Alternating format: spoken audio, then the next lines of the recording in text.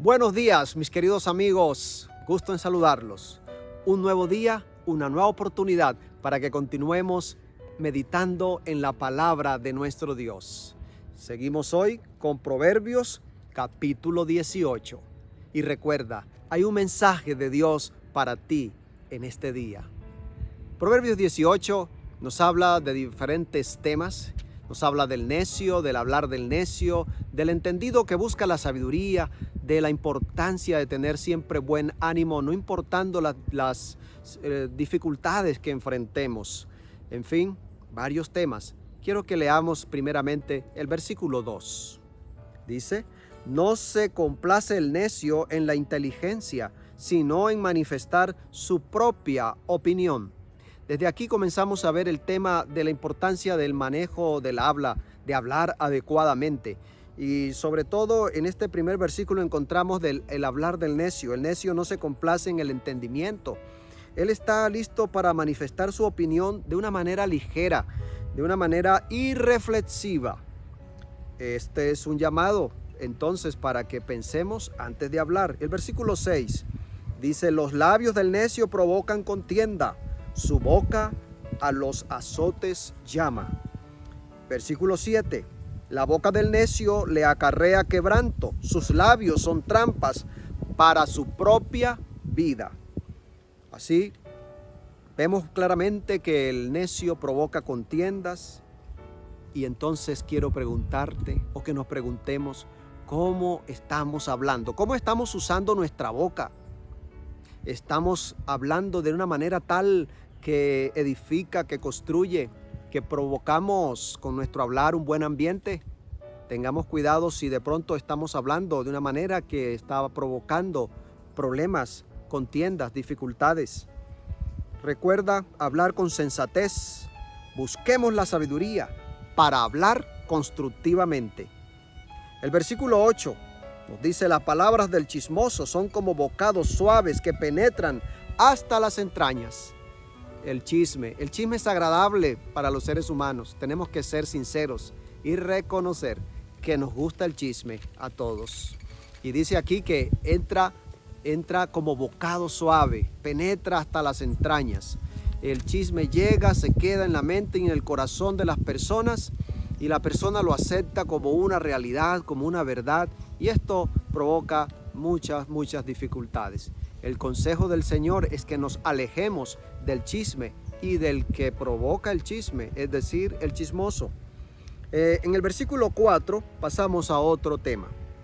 Dice: aguas profundas son las palabras de la boca del hombre, y arroyo que rebosa es la fuente de la sabiduría. Esta es una metáfora. Aquí nos habla de las aguas profundas, hablando de ese hablar poco transparente, ese hablar oscuro, difícil de entender, en comparación con las aguas cristalinas del entendimiento, de la sabiduría, que produce y nunca se agota. ¿Y qué produce?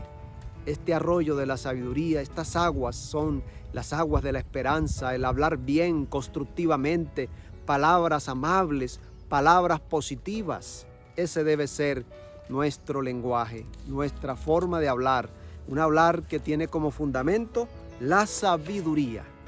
En el versículo 14 nos dice: el ánimo del hombre le sostendrá en su enfermedad, pero ¿quién sostendrá a un ánimo angustiado?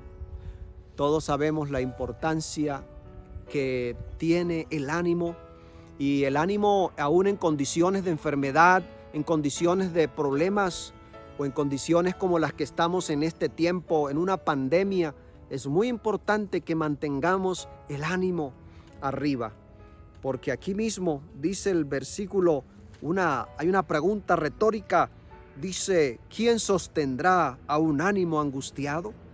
Es difícil que podamos sobrepasar la enfermedad o una prueba, algún problema, si estamos desanimados. El desánimo es la clave para fracasar. El ánimo es la garantía de que podemos tener la victoria sobre la adversidad. Por eso, mis queridos amigos, en este día tengamos ánimo, busquemos ese fruto del ánimo que viene de la presencia de Dios, de confiar en la palabra de Dios, en sus promesas. Tengamos fe, miremos hacia adelante con ánimo para luchar, para seguir luchando y alcanzar las metas propuestas o sobrepasar estos obstáculos que estamos enfrentando.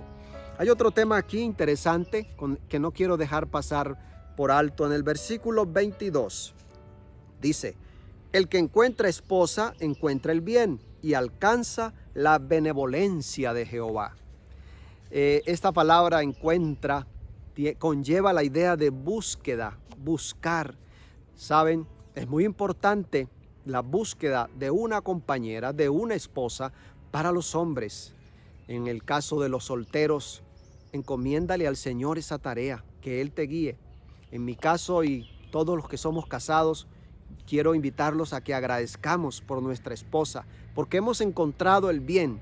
Personalmente le doy gracias a Dios por mi amada esposa, una gran mujer que Dios me ayudó a encontrar, que Dios me entregó. Y gracias a ellas, gracias a mi esposa y gracias, creo que ustedes los casados también dan, porque gracias a nuestra esposa hemos encontrado benevolencia de Jehová.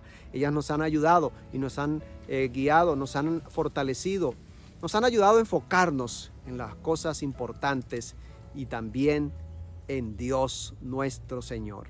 Queridos amigos, qué bueno que oremos ahora recordando las peticiones. Nos han llegado algunos pedidos. Quiero orar por el pedido de Edith.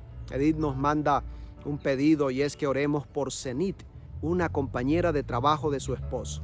También tengo el pedido de Juan Pablo. Él pide por su suegra, la señora Consuelo, que está enferma de cáncer. Vamos a orar por estos pedidos. Así que te invito para que donde estés, inclines tu rostro y oremos. Querido Dios, gracias te damos por este día. Gracias, Señor, porque podemos recordar la importancia de hablar correctamente, de apartarnos del ambiente de la necedad y ser sabios, buscar siempre el arroyo de las aguas cristalinas de la sabiduría. Señor, ayúdanos a alejarnos del chisme y a procurar siempre con nuestro hablar un buen ambiente, un ambiente positivo. Te damos gracias también por nuestras esposas que nos has dado para crecer juntos, para caminar juntos a tu lado, Señor. Y quiero pedirte por Zenit y la señora Consuelo. Tú sabes, Señor, la situación que ellas están viviendo. Tienen dificultades en su salud. Pon tu mano sanadora sobre ellas, oh Padre. Te lo pedimos en el nombre de Jesús. Amén. Queridos amigos, les deseo un lindo día. Dios les bendiga.